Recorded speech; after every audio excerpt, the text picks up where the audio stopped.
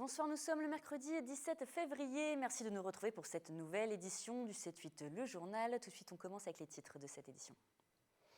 Quel site pourrait accueillir les Jeux Olympiques de 2024 ? Le dossier parisien vient d'être dévoilé. Le département des Yvelines est concerné. Présentation et réaction à suivre. Et des logements spécialement conçus pour les étudiants à Montigny-le-Bretonneux. Le chantier est en cours. 155 logements devraient être livrés d'ici l'été 2016. Et enfin, c'est l'année de tous les anniversaires pour la Bergerie nationale de Rambouillet. Elle fête ses 30 ans d'ouverture au public et les 230 ans de ses moutons mérinos. Une année marquée par des temps forts. Pour nous en parler en plateau, Frédéric Andrieux, responsable de la ferme pédagogique, sera notre invité. Et je vous le disais dans les titres, les responsables du dossier des Jeux Olympiques de 2024 ont présenté aujourd'hui à la Philharmonie de Paris les contours du projet parisien. Parmi les sites retenus, 4 sont dans les Yvelines. Les épreuves de cyclisme sur route passeront par la vallée de Chevreuse et Saint-Quentin en Yvelines. Le château de Versailles va accueillir les épreuves équestres et le pentathlon. Le vélodrome national de Saint-Quentin en Yvelines, basé à Montigny-le-Bretonneux, organisera les épreuves de cyclisme sur piste et de BMX. Quant au golf national de Guyancourt, il recevra les compétitions de golf, bien évidemment. Une épreuve qui reviendra dans le programme olympique de cet été à Rio, au Brésil. Enfin, Saint-Quentin en Yvelines organisera également les compétitions de VTT sur la colline d'Elancourt, un site qui culmine à plus de 230 mètres. On écoute la réaction du cycliste inimontien François Pervis. Il était évidemment ravi de cette annonce. Ce serait vraiment incroyable pour le sport français en général, surtout pour nous et pour moi, Inimontain, avoir les Jeux Olympiques en France. Ça voudrait dire que visiblement toutes les épreuves du cyclisme seraient dans la région de Montigny et ses alentours. Donc ce serait vraiment incroyable. Il y a le vélodrome couvert. Ça permettrait de continuer dans le projet de développement du cyclisme. Avoir tout ça à proximité, ce serait énorme, tout simplement. Et les amateurs de cyclisme sur piste vont une nouvelle fois vibrer au Vélodrome national de Saint-Quentin en Yvelines. Après les championnats du monde organisés en février 2015, l'enceinte sportive organisera les championnats d'Europe cette année du 19 au 23 octobre. Le public pourra voir des têtes d'affiche comme l'Inimontain François Pervis, 6 fois champion du monde, favori pour obtenir une médaille aux Jeux Olympiques de Rio. Le président de la Fédération française de cyclisme, David Lapartien, était au micro de Michael Midero. On l'écoute. Il y a une certaine logique. Il y a d'abord une logique d'accueillir de grands événements. On a la chance d'avoir un vélodrome exceptionnel. Quand on a vu l'élan qu'on a eu au championnat du monde, on a eu envie finalement de continuer à avoir des grands événements. On avait cette opportunité puisque 2017 était déjà attribué à Berlin, 2018 à Glasgow, et on a saisi l'opportunité. Et urbanisme à présent, après la dernière résidence étudiante livrée près du Vélodrome en juin dernier, c'est au tour d'une résidence pour doctorants de sortir de terre d'ici l'été prochain. 4500 m² de logements étudiants sur 5 étages à proximité de la gare de Saint-Quentin-en-Yvelines et du Vélodrome. Les détails avec Sephora Namani et Patrick Jacques de Dixmude. 155 logements étudiants verront bientôt le jour avec la nouvelle résidence pour doctorants de l'architecte Brossy. Un projet mené par Saint-Quentin en Yvelines pour répondre à la demande croissante de logements des enseignants chercheurs dans le supérieur, chercheurs en laboratoire ou encore doctorants en entreprise. La dimension chercheur, enseignement supérieur sur Saint-Quentin a pris beaucoup d'essor ces dernières années. Et donc il est intéressant sur un territoire d'innovation, de recherche et d'enseignement supérieur de permettre à des doctorants ou des chercheurs de pouvoir se loger sur des durées moyennes ou courtes sur le territoire à proximité des centres de recherche et des laboratoires. 4500 m² structurés sur 5 étages en studio et 2 pièces, des logements de 22 à 40 m² avec toilettes et salle de bain privatives, un bâtiment conçu pour répondre pleinement à l'offre étudiante avec 1000 m² au rez-de-chaussée dévolus à différents commerces et lieux de restauration. Les lieux d'habitat, les chambres, la capacité de pouvoir cuisiner un petit peu dans les chambres, d'avoir des espaces communs adaptés à ce type de public pour pouvoir travailler ponctuellement. Il y a quelques salles de travail et puis quelques lieux de rencontre dans l'immeuble au niveau des étages. Cette nouvelle structure proche de la gare fait partie des 7 nouveaux projets immobiliers à proximité du Vélodrome et sera livrée d'ici l'été prochain. Les collèges et lycées du département étaient invités cet après-midi à prendre part à la mobilisation lancée par le syndicat SNES 78.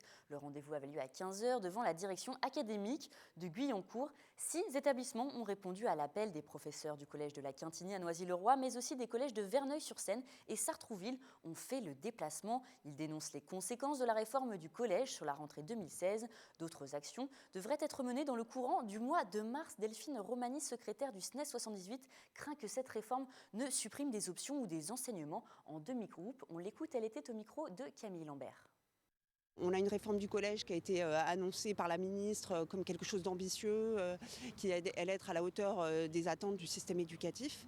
Et en fait, ce qu'on constate, c'est que les moyens n'y sont pas. Ce qu'on souhaite, c'est que les établissements soient reçus, que leurs demandes soient entendues, qu'ils puissent expliquer de combien d'heures ils ont besoin pour ouvrir leurs options, pour permettre des dédoublements, pour alléger les classes. Et puis, on espère qu'ils obtiendront les moyens dont ils ont besoin, effectivement. Et la délégation a bien été reçue par la direction académique de la DSDN 78. À l'heure de ce reportage, les discussions étaient encore en cours. Et nous passons maintenant à notre entretien. 2016, c'est l'année de tous les anniversaires pour la Bergerie nationale de Rambouillet. Elle fête les 30 ans de l'ouverture de son site au public. Pour nous en parler en plateau ce soir, Frédéric Drieux, bonsoir. Bonsoir. Vous êtes responsable de la ferme pédagogique. Alors vous fêtez également un autre anniversaire, celui des moutons mérinos, de la race des moutons mérinos. C'est un des fleurons de la Bergerie nationale de Rambouillet. Le mérinos de Rambouillet, c'est un mouton unique au monde. Il a fait la renommée de l'établissement au fil des siècles et cette année, il fête ses 230 ans depuis son arrivée en France en 1786. La race a été conservée intacte. On en parle avec vous dans quelques instants, juste après ce reportage consacré aux fameux moutons et réalisé par Camille Lambert. Regardez. À peine âgé de quelques jours et déjà debout, cet agneau ne le sait pas, mais il fait partie d'une grande lignée de moutons. Il est le descendant des mérinos espagnols, arrivés à Rambouillet en 1786, une race devenue unique au monde. Le mérinos étant reconnu pour la qualité de sa laine à l'époque déjà, on l'a ramené pour pouvoir améliorer la qualité de laine en France. Et donc notre rôle aujourd'hui, pour ce mouton, c'est de le garder tel qu'il est arrivé il y a 230 ans aujourd'hui, cette année. À cette période, c'est la naissance des petits. Les moutons sont donc tondus pour faciliter l'allaitement. Contrairement aux autres races, le mérinos est couvert de laine sur tout le corps, du museau au bout des pattes. La Bergerie nationale veille à sa conservation et organise des activités pour le faire découvrir au public. L'heure du repas est un moment attendu des visiteurs comme des locataires.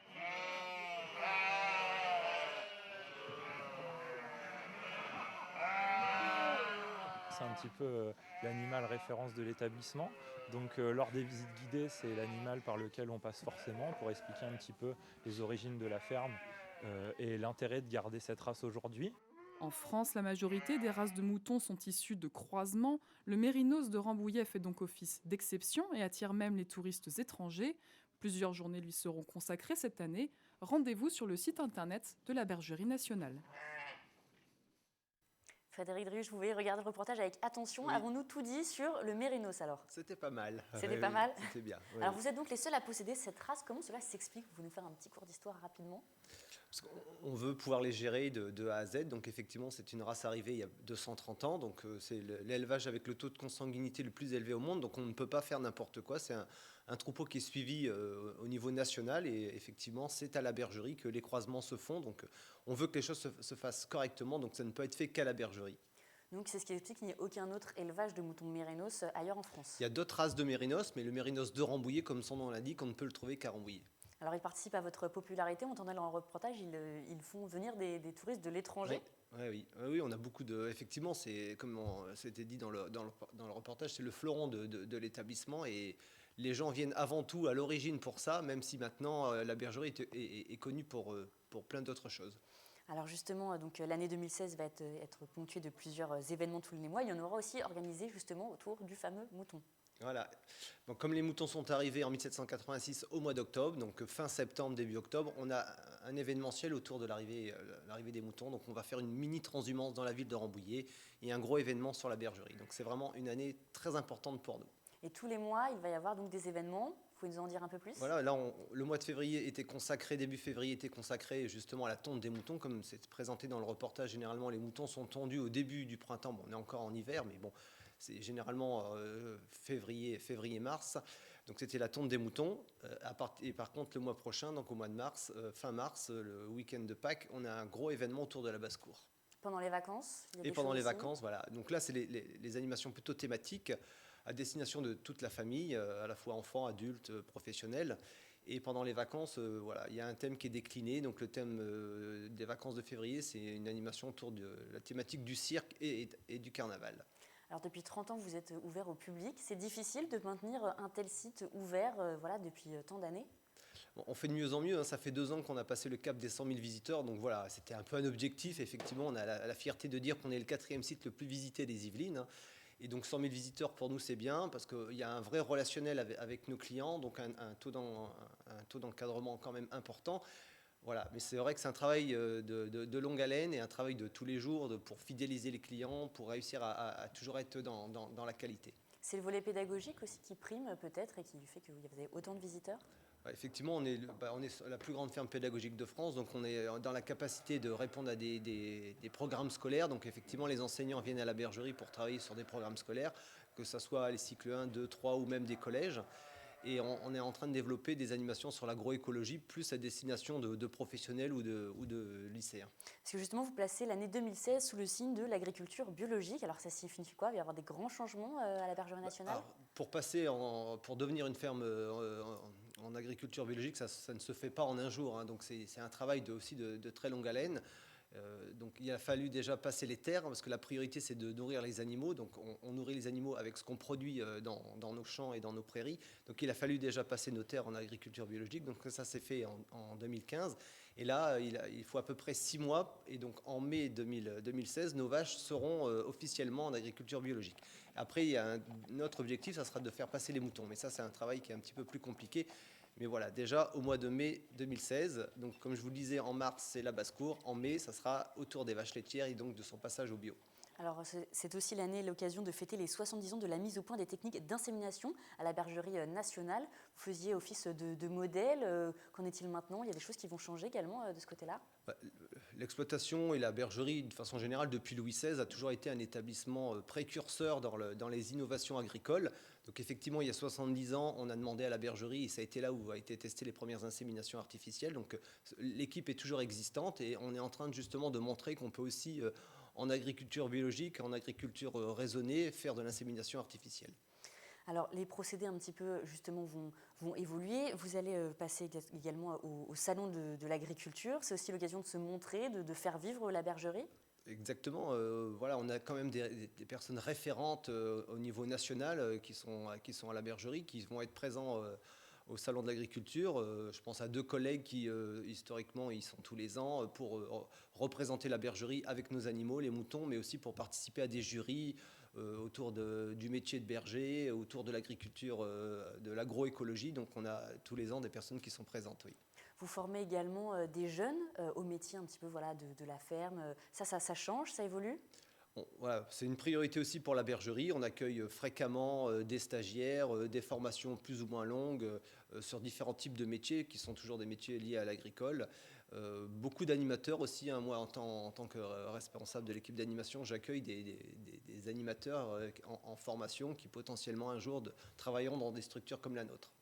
Merci beaucoup Frédéric Merci Drieux d'avoir répondu à nos questions. Voilà, alors si vous voulez plus d'informations, n'hésitez pas à aller sur le site internet de la Bergerie nationale qui s'affiche en bas de votre écran. Voilà, et également plein d'événements qui vont ponctuer toute cette année. Merci beaucoup. Merci à vous. Nous passons maintenant à la santé. Le rire contribue au bien-être, c'est du moins ce que pensent plusieurs thérapeutes qui l'utilisent pour atténuer la douleur, mais aussi tisser un lien social. Au Clé-sous-Bois, l'association Carmad vient en aide aux personnes âgées et handicapées de différentes manières, et notamment par le rire. Marie-Thérèse Rose, présidente de l'association, donnait hier une conférence pour expliquer et démontrer les bienfaits de ce procédé. Un reportage plein de bonne humeur réalisé par William L. Rire, mais surtout avec tout le monde. Voilà le message que délivre l'association Carmad au Clé-sous-Bois. Rire pour aller mieux ou pour atténuer la douleur. Marie-Thérèse Rose, présidente de l'association, donne les clés de la thérapie par le rire. Le rire produit des tas de substances et de neurotransmetteurs et d'euphorisants qui permettent effectivement de lutter contre le stress, mais pas que ça. Ça peut permettre aussi d'avoir une meilleure digestion. Parce que quand vous riez, par exemple, c'est un exemple, hein, vos côtes, elles bougent. Donc elle fait une sorte de massage sur l'estomac, l'intestin et le foie. Donc ça fait des organes qui vont mieux fonctionner. Le rire, il est indispensable à la vie. Pour Marie-Thérèse, le rire joue sur la qualité de vie et le bien-être psychologique, mais il est aussi vecteur d'un lien social. Maryse Roffet donne des cours de yoga du rire, un rire communicatif et même contagieux. Et vous allez faire comme si vous rugissiez comme un lion, en sortant la gorge, la langue, en exorbitant vos yeux. Et vous y allez, et vous vous regardez.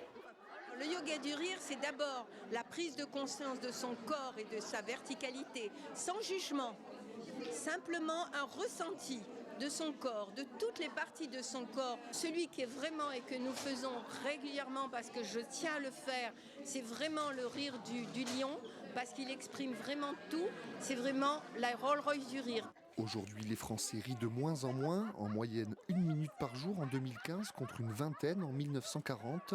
Il ne tient plus qu'à vous d'inverser cette tendance en le propageant. Et aujourd'hui, dans la chronique environnement, on va s'intéresser au travail minutieux réalisé par les équipes du parc naturel régional de la Haute-Vallée de Chevreuse. Alors pendant 6 mois, elles ont recensé et répertorié des lieux et espèces sur le territoire. Le fruit de leur travail, c'est un observatoire du climat. Pour nous en parler en plateau, Mélanie Poquier. Bonsoir Mélanie. Bonsoir Florane. Alors l'idée de cet observatoire est issue du conseil scientifique du parc. C'est Gérard Arnal dont je vous ai présenté un ouvrage il y a quelques semaines qui en est à l'initiative. Le conseil a constaté que sur le PNR, on trouve de nombreuses espèces qui sont d'affinité montagnarde et ces plantes se maintiennent en petit nombre mais suffisamment importants pour être des indicateurs climatiques. Olivier Marchal est chargé d'études environnement au parc naturel. Il nous explique le principe. Le principe est assez simple, c'est de se dire que ces plantes elles sont en limite d'aire de répartition, c'est-à-dire qu'on a du mal à les trouver à ces altitudes de plaine. Elles se maintiennent par petites populations, petites tâches. Et si on a globalement un réchauffement climatique qui va s'accélérer, on devrait avoir un impact sur ces plantes-là en premier. Donc l'idée, c'est en suivant ces plantes un peu spéciales, de corroborer ou de constater en fait, sur le terrain le réchauffement climatique. Alors, le parc a recensé près de 300 sites à travers ses archives et a dû opérer une sélection parmi 48 espèces de plantes montagnardes supposées se trouver justement dans le parc. Et c'est en fait une personne qui s'occupait de cet inventaire, c'est Alexandra Potier. À l'époque, elle était stagiaire au parc. Elle est aujourd'hui titulaire d'un master en gestion et conservation de la biodiversité. Pendant 6 mois, elle s'est donc rendue sur les différents sites et a fait le bilan des inventaires qui existaient déjà à l'époque. Elle a identifié les lieux et les espèces existant encore. Ce nouvel inventaire a permis de découvrir que des espèces avaient migré et que certaines qu'on pensait disparues étaient toujours là. Des difficultés particulières, ça a été un long travail de compiler toutes les données qui existaient déjà. Donc c'était des fois des très anciennes données pas du tout précises. Donc on avait une donnée qui datait de 1700 et quelques sur telle commune. C'était pas possible de retourner sur le terrain la retrouver. Donc, par exemple, on a retrouvé du comaré, donc c'est une espèce de milieu humide de tourbière. C'était une donnée au lieu-dit et qui n'avait pas été revue depuis 1900.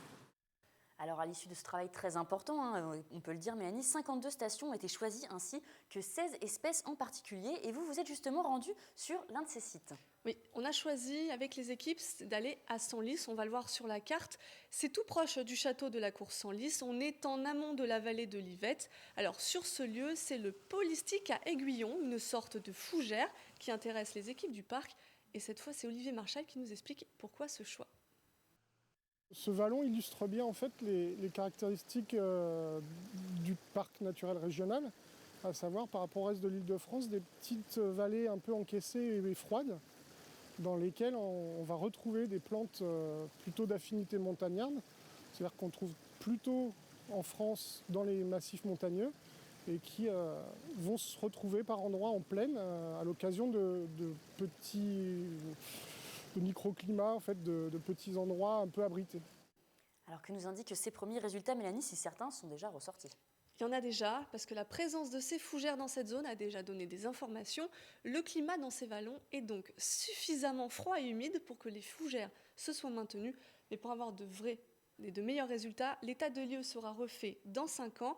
Ça permettra de constater s'il y a des nouveaux changements ou si la nature n'a pas bougé. Affaire à suivre. Merci beaucoup Mélanie. Et à présent, tout autre sujet. Depuis le mois de janvier, le célèbre dessinateur du Marsupilami rend visite aux élèves de l'agglomération de Versailles-Grand Parc. Alors une visite pas uniquement pour le plaisir d'échanger, car dans le cadre d'un vaste projet interdisciplinaire, Luc Collin, connu sous le nom d'artiste de Baptême, vient préparer l'agenda qui sera ensuite distribué aux élèves des écoles alentours. Wilfried Richy et Camille Lambert se sont rendus à l'école élémentaire près Saint-Jean à Buc. Oui, c'est toi, mon ami, Marsupilami. Le Marsupilami, cet animal imaginaire né en 1952 sous les coups de crayon du dessinateur André Franquin, reste toujours autant populaire. Les plus jeunes générations continuent à aduler cette petite bête jaune aux taches noires d'à peine 1 mètre. Ses aventures aujourd'hui racontées par le dessinateur Baptême s'arrachent dans les cours de récréation. Là, c'est le nid avec la famille Marsupilami. Le bûcheron qui est en train de couper un arbre et le Marsupilami qui est prêt à attaquer. Et depuis le mois de janvier, ils sont 150 élèves de 6 classes issus de la communauté d'agglomération de Versailles-Grand Parc à travailler avec Baptême. Attentifs au conseil du maître, venu spécialement depuis la Belgique à leur rencontre 2 fois par semaine, ils préparent le prochain agenda scolaire qui sera distribué dans les écoles du secteur. Ce à quoi je ne m'attendais pas, c'est que j'allais devoir un peu débattre du fond. Et trouver des idées ensemble. Sinon, initialement, mon but était de cadrer et de canaliser les idées des enfants pour les aider à illustrer, pour que les images soient claires, nettes, impactantes, comme on dit aujourd'hui, et très efficaces. Le projet mené avec l'Éducation nationale n'est pas uniquement culturel. La réalisation de cet agenda permet également d'aborder la question de la protection de l'environnement, cause du réchauffement climatique, énergie renouvelable ou encore éco-gestes. Des questionnaires, notamment, viendront enrichir l'agenda, questionnaires préparés avec les enseignants. C'est riche parce qu'il y a plein de champs disciplinaires qui se mélangent. Le dessin, qui doit porter un message, à la fois le français avec toute la production d'écrits, et puis le côté scientifique. Donc c'est vraiment très riche et ils sont bien impliqués. André Franquin était lui-même très sensible à l'écologie. Et moi j'ai toujours été proche de la nature, je faisais du scoutisme. Et le Marsupilami, qui vit en pleine nature et qui doit défendre son environnement, effectivement, depuis, je dirais, dès le 3e album, même peut-être le 2e, essentiellement le 3e album qui est Mars Noir avec Yann, nous avons traité d'écologie. 8500 agendas seront édités pour septembre. Quant à Baptême, aussitôt ce travail terminé, il reviendra dans les Yvelines les 8 et 9 octobre à Buc en tant que parrain du festival de bande dessinée cette fois-ci. C'est la fin de cette édition. Avant de nous quitter, je vous rappelle l'information principale de ce journal. Les responsables du dossier des Jeux Olympiques de 2024 ont présenté aujourd'hui à la Philharmonie de Paris les contours du projet parisien. Parmi les sites retenus, 4 sont dans les Yvelines. Alors les épreuves de cyclisme sur route passeront par la vallée de Chevreuse et Saint-Quentin en Yvelines. Le château de Versailles va accueillir les épreuves équestres, mais aussi le pentathlon. Le Vélodrome national de Saint-Quentin en Yvelines, basé à Montigny-le-Bretonneux, organisera les épreuves de cyclisme sur piste et de BMX. Quant au golf national de Guyancourt, lui aussi il a été retenu. Il recevra les compétitions de golf, une épreuve qui reviendra dans le programme olympique de cet été à Rio. Enfin, Saint-Quentin en Yvelines organisera également les compétitions de VTT sur la colline d'Elancourt, un site qui, je le rappelle, culmine à 230 mètres. Plus d'informations à suivre jeudi. On reviendra sur le sujet avec Mickaël Elmidoro dans son talk show. Si on parlait sport, il vous donnera plus de détails. Tout de suite à suivre Sephora Namani avec son magazine culturel Kiosque. Ne manquez pas justement les différents reportages. Je vous remercie de nous avoir suivis. Je vous souhaite une excellente soirée et vous dis à demain.